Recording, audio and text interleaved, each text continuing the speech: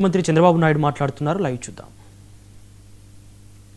మొట్టమొదటిసారిగా 2005 June memorial trust ద్వారా education institutions ప్రారంభించాం.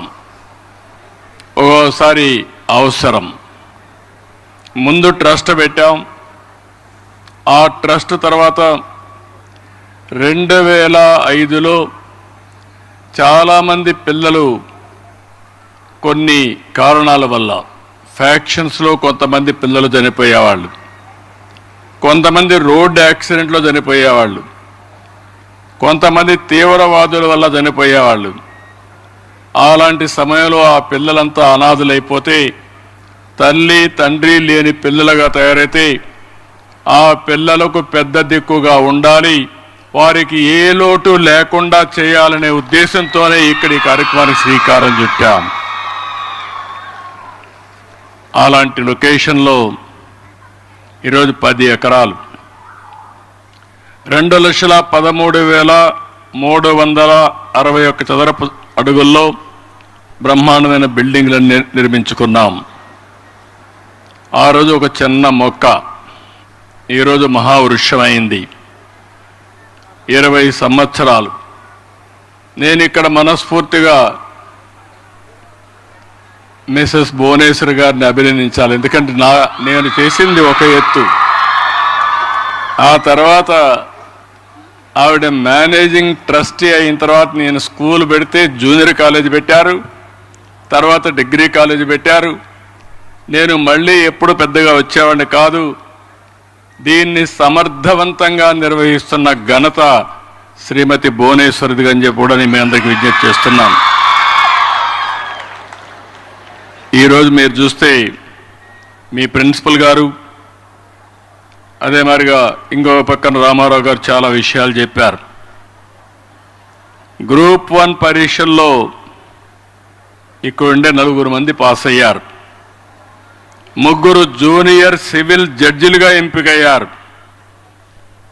దేశంలో ఇంపార్టెంట్ ఇన్స్టిట్యూషన్స్ ఐఐఎం కానీ, IIIT కానీ, NIT కానీ, IITలో కానీ మొత్తం మీరు చూస్తే 29 మందికి సీట్లు వచ్చాయి. ఈ సీట్లు వచ్చిన ప్రతి ఒక్క పిల్లల్ని మనస్ఫూర్తిగా అభినందిస్తున్నా, టీచర్లను కూడా మనస్ఫూర్తిగా అభినందిస్తున్నా. ఒక చిన్న ఇన్స్టిట్యూట్గా తయారైంది చూస్తే గండికోటలో 6 నుంచి 10 వరకు 581 మంది ఉన్నారు. ఇంకొక పక్క జూనియర్ కాలేజ్ 690 మంది ఉన్నారు. చల్లపల్లి అక్కడ 370 మంది ఉన్నారు. మొత్తం కలిసి 1641 మంది పిల్లలు ఈరోజు ఉన్నారంటే దానికి కారణం శ్రీమతి భువనేశ్వరి మేనేజింగ్ ట్రస్టీ అని మరొకసారి విజ్ఞప్తి చేస్తున్నా. ఆ రోజు ప్రారంభించింది 131 మందితో. ఆ రోజు ప్రారంభించింది ఒక అవసరం కోసరం. ఈరోజు ఆ అవసరం ఒక ఇన్స్టిట్యూషన్ ఆఫ్ ఎక్సలెన్స్గా తయారైంది.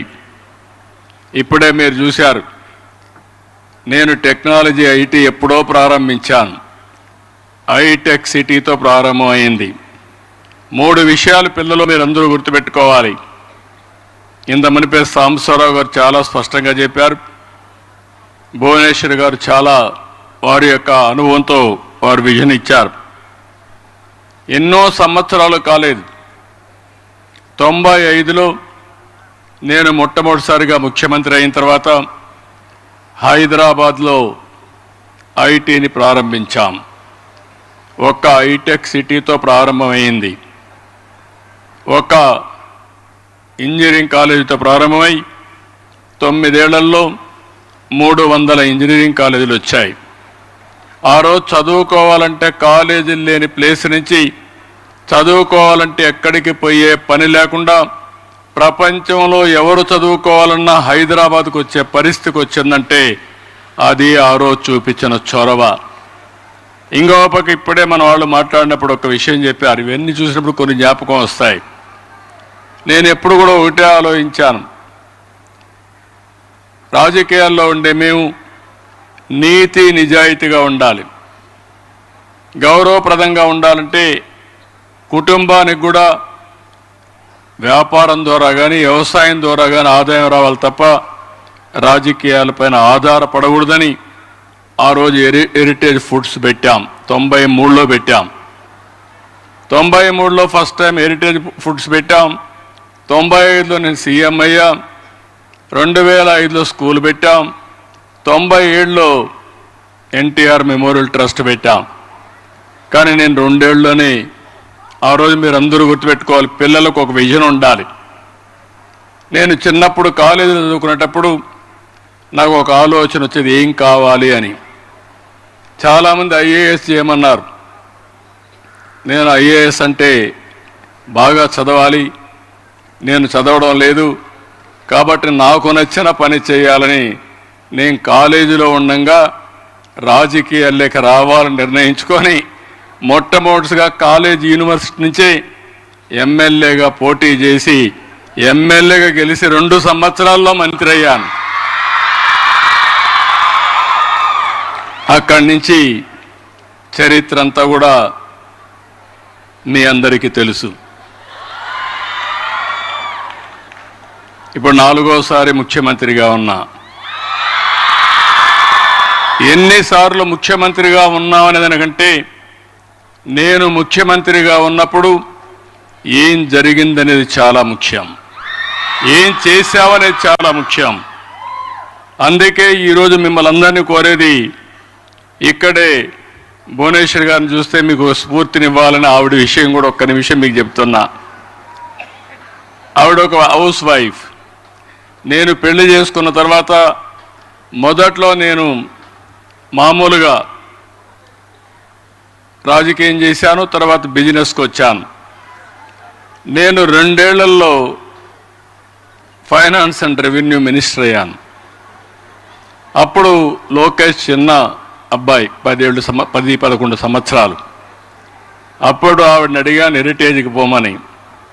నేను పోలేను, నాకు అనుభవం లేదు, నేను పోనని చెప్పి కొంత అయిష్టంగా ఒప్పుకున్నారు. ఆ తర్వాత హెరిటేజ్కి మీరు చూస్తే నేను ఎప్పుడూ పట్టించుకోలేదు. సమర్థవంతంగా పనిచేసి హెరిటేజ్ వ్యవస్థని, ఆ కంపెనీని బ్రహ్మాండంగా నడిపించిన వ్యక్తి భువనేశ్వరి గారు. అంటే ఓసారి పట్టుదల ఎట్లొస్తుందనే దానికి ఇది ఒక ఎగ్జాంపుల్ మాత్రం. ఇప్పుడు నేను పేపర్లో చూసి చెప్తున్నా, ఆవిడ ట్యాబ్లో చూసి ఉపన్యాసం ఇస్తా ఉంది. నేను టెక్నాలజీ గురించి మాట్లాడుతున్నా, ఆవిడ టెక్నాలజీ వాడుతూ ఉంది.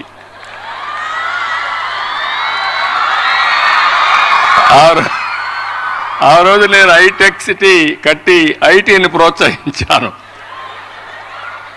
ఈరోజు మళ్ళీ డేటా సెంటర్, లేకపోతే ఆర్టిఫిషియల్ ఇంటెలిజెన్స్, ఇంకో పక్కన quantum valley, quantum computers, green energy, లేకపోతే సెమీ కండక్టర్. ఇప్పుడే ఇక్కడ చదువుకున్న అబ్బాయి కూడా సెమీ కండక్టర్ వెళ్ళే పరిస్థితికి వచ్చాడు. సెమీ కండక్టర్, డ్రోన్ టెక్నాలజీస్, ఇంకో పక్కన స్పేస్ టెక్నాలజీ. ప్రపంచంలో ఏవైతే టెక్నాలజీస్ ఉన్నాయో అవన్నిటికీ చిరునామాగా ఆంధ్రప్రదేశ్ని తయారు చేయాలని నెక్స్ట్ జనరేషన్ టెక్నాలజీకి వెళ్ళాను. నేనైతే అవన్నీ ప్రజల కోసం చేస్తున్నాను, కానీ భువనేశ్వర్ గారు మాత్రం చాలా సమర్థవంతంగా సింపుల్గా పేపర్లు లేకుండా ట్యాప్ తీసుకొచ్చి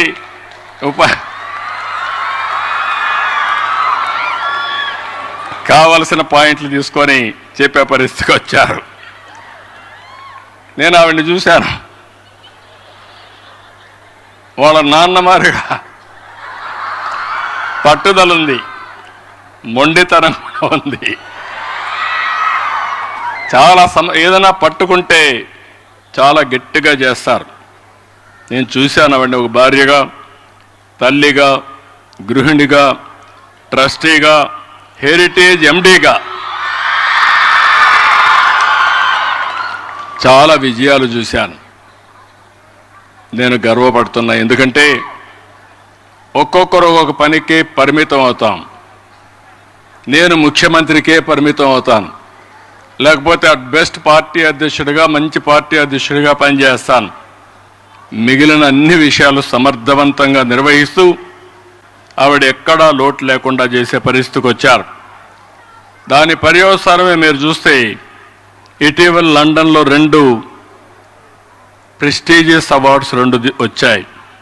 డిస్టింగ్విష్డ్ ఫెలోషిప్ 2025 అవార్డు, ప్రజాసేవ, సామాజిక ప్రభావ రంగాల్లో ఆమె చేస్తున్న కృషికి ఇన్స్టిట్యూట్ ఆఫ్ డైరెక్టర్స్ IOD ప్రదానం చేశారు. 2 హెరిటేజ్ ఫుడ్ సంస్థకు కార్పొరేట్ గవర్నెన్స్లో ఇచ్చిన Golden Peacock Award for Excellence in Corporate Governance 2025. ఈ 2 అవార్డులు కూడా, ఒకటి పర్సనల్గా, 2 vice chairperson MD Heritage Foods కింద 2 వచ్చాయి.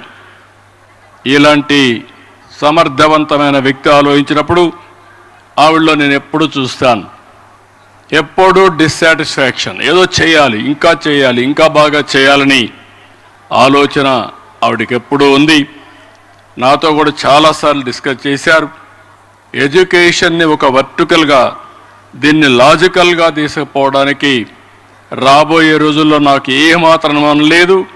వన్ ఆఫ్ ది బెస్ట్ వర్టికల్గా, ఇన్స్టిట్యూట్ ఆఫ్ ఎక్సలెన్స్గా ఈ ఎడ్యుకేషన్ తయారు చేసే బాధ్యత భువనేశ్వర్ గారు తీసుకుంటారని చెప్పి కూడా నేను మీకు తెలియజేస్తున్నా. ఈరోజు ఇంకొక పక్కన మీరు ఒక్కసారి చూస్తే ఈ స్కూల్లో ఇప్పటికే చాలా హైదరాబాద్ కూకట్పల్లిలో